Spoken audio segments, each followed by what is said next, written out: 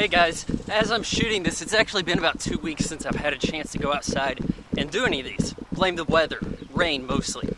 But I'm going to give you a review here. This is in my Netflix viewings. I saw that they recently added a movie I like very much, The Warriors from 1979, directed by Walter Hill. Yeah, there's going to be some spoilers coming up as I take you through the movie. So you have this gang from Coney Island, 1979 New York City, and they're meeting up in Central Park to hear from Cyrus, leader of the biggest gang in the city. He has a plan to bring all the gangs together, take over the city.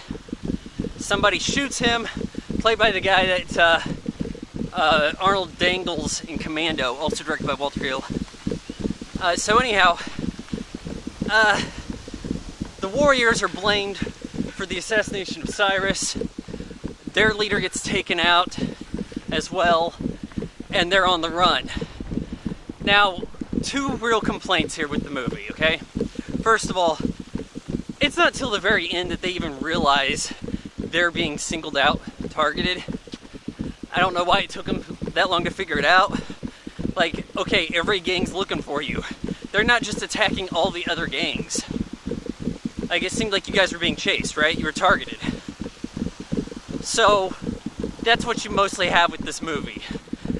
They've got a distance to get to, Coney Island.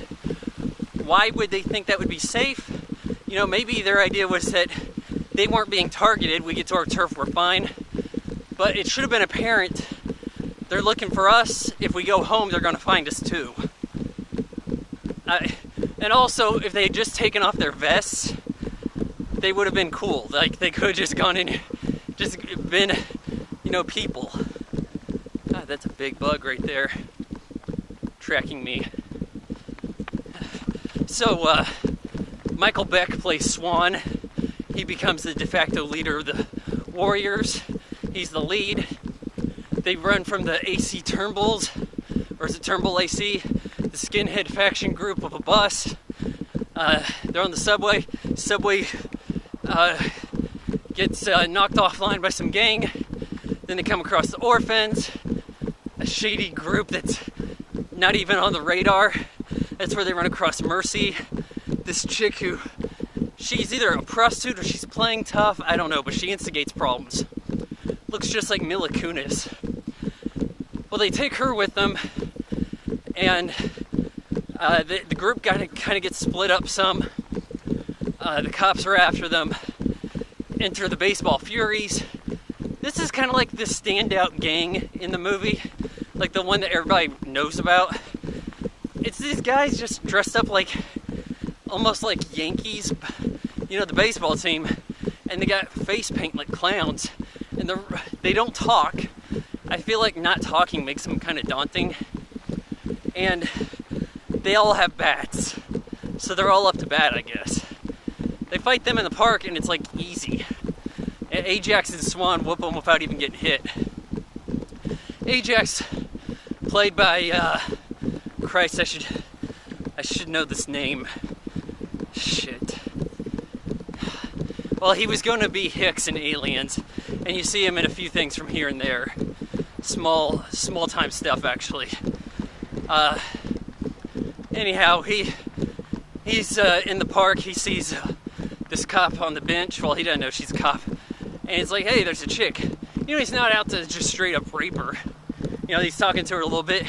She's like, kind of bringing on some of this. Why don't you show me how you play with the girls? Then he goes and grabs her boob. Okay, that's it, buddy. Blows the whistle. Cop car comes in. The other guys, you know, they kind of leave him behind when they were like, hey, we don't got time for this chick over here. He's like, now you go ahead without me. I'm gonna get some while I'm out here. And so he gets taken out of the picture. And he was kind of like the muscle of the team. Swan, the leader, he's, you know, about to get off Mercy. He says she's just part of everything bad that's happened tonight. There's this radio station that it's like, hey, Bappas, our cool cats, the Warriors, they got away from the Baseball Furies. They dropped the ball. It's the voice of the commissioner, the police chief in Where in the World's Carmen Sandiego. The game.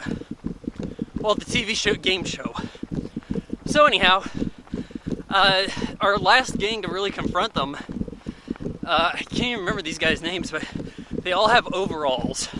They got a guy on skates. He's tailing Swan. Swan doesn't really want them to know he knows they're there. Mercy comes by, and he's like, now they know I know. And they have to fight, but just as this is going down, he's got the rest of his warriors with him. And they have this awesome fight in this bathroom in the subway. I put it as number 2 on a list I did of top fight scenes. It's great. And, there's a thing that happens in this fight scene that happens in the Baseball Furies one previously, where somebody's just kind of standing around watching and then they get hit. And it's the kind of thing you expect to actually see in a fight. Like, the blows are just brutal. They're doing everything. They're throwing people through stalls, mirrors. No one attacks anybody the same way twice. It is awesome and worth watching alone. And because it's on Netflix, hell, you don't even have a big pushover. Picture quality's great. 1979 Paramount film. Netflix says that this is a futuristic cult classic. I didn't see anything futuristic about this at all. I thought it took place in 1979 with stylized gangs. Whoopity-doo. I haven't been in New York City in 1979. Maybe they had shit like this going down. So, they get to Coney Island, and then we have, is it the Rogues? I think that's the name. Yeah, the guys that actually killed Cyrus with, I think his name is Patrick something. Oh, there's somebody coming this way. And he's doing, this is the big quote from the movie. Well, okay, aside from Shaq doing what Cyrus says, can you dig it? Can you dig it? Shaq goes around saying that whenever he can. But, he takes these beer bottles, he clanks them together as he's kind of stalking the Warriors in his car. Warriors, come out to play. You know what I'm talking about. This was actually spoofed on Rugrats. Angelica had chased like Chucky and Tommy into the Spike's doghouse. How do I remember all these characters' names? And it was like, babies, come out to play. Kind of an adult reference for a cartoon aimed at kids. But that's the way things were in the 90s. So as they're about to have their fight, Luther, god damn it, that's the character's name. He pulls a gun on the Warriors. Swan dives back, slow motion, throws a switchblade, hits him in the wrist, puts a stop to that.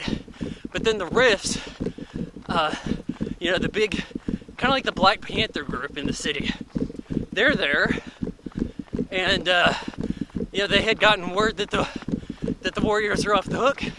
They say they'll take care of it, and the rest is left for our imagination. Fun movie. Not real long, not boring. There's one little weird thing with the dialogue. What gang says conclave, parlay, truce? That's a little odd. You don't hear no gangs talk the way these do in this movie.